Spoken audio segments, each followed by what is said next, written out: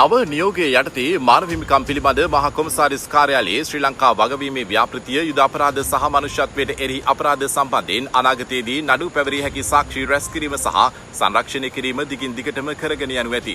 ජිනීවාහි ව්‍යාපෘතියේ විමර්ශන කාර්ය මණ්ඩලය සහ මෙහෙයුම් පවත්වාගෙන යාම සඳහා වාර්ෂිකව ඩොලර් මිලියන 3.8ක අරමුදල් වෙන් කර ඇති බව එක්සත් ජාතීන්ගේ මහලේකම් කාර්යාලයේ වාචික ප්‍රකාශයකින් තහවුරු වුණා. මේ අතර ජ්‍යෙෂ්ඨ මාධ්‍යවේදී සාලියටි රණවක මහතා විසින් යෝජනා කළ යෝජනා දෙකක්ම මෙවර මානව හිමිකම් සැසියේදී සම්මත වී තිබෙනවා. ඒ වර්තමාන යුද හමුදාපතිවරයා වන ලසන්ත රොඩ්රිගෝට එරෙහිව කරනු ලද මිනීමැරුම් චෝදනාව සහ ඒ යටකැසීම් සම්බන්ධව පරීක්ෂණ පවත්වන ලෙස කළ යෝජනා වනවා. මේ අතර හිටපු STF ප්‍රධානී වරුණ ජයසුන්දර ආයුධ පෙන්වීමේදී මරා දැමීමේදී සැකකරුවෙකුගේ මානව හිමිකම් කඩකිරීම සම්බන්ධයෙන් යෝජනාවද මෙහිදී සම්මත වී තිබීම විශේෂිතයි. එහෙයින් ජ්‍යෙෂ්ඨ මාධ්‍යවේදී සාලියටි රණවක මහතා විසින් ජිනීවා මානව හිමිකම් සැසියට යෝජනා කළ යෝජනා දෙකම පරීක්ෂණ සඳහා සම්මත වීම අප ලැබූ ජයග්‍රහණයක් ලෙස පැසසිය යුතුයි.